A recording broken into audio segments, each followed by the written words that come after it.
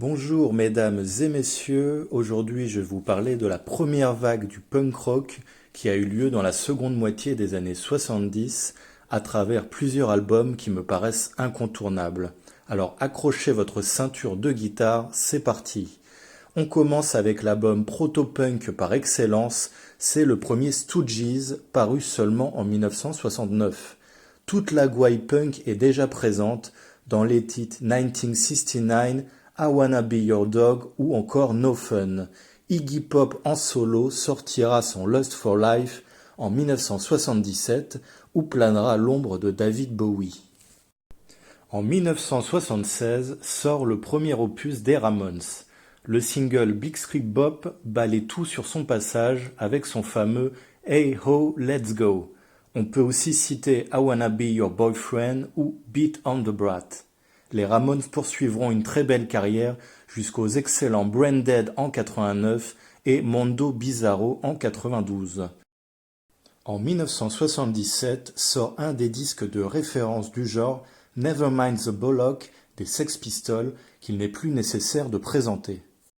La même année sort In the City des Jam, qui est une collection de titres péchus, parmi lesquels Art School, Slow Down ou In the City, un son qui se rapproche beaucoup du premier Clash, sorti également en 77. 1978 marque un tournant avec l'arrivée de l'horror punk des Misfits. On ne se contente plus de foutre le bordel, il faut que les angoisses soient transposées dans la musique. L'album Static Age est un disque des plus jouissifs, avec les géniaux Hybrid Moments et Last Caress. En 1979, le vent tourne pour de bon, place à l'éclectisme avec le double album London Calling des Clash qui sera suivi par le triple album Sandinista l'année suivante.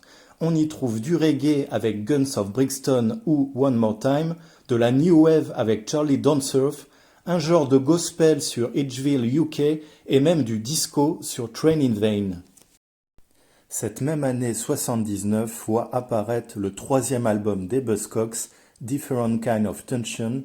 Il s'agit ici de punk tristounet à la limite du post-punk avec des titres carrément splinesques tels que Money et Hollow Inside.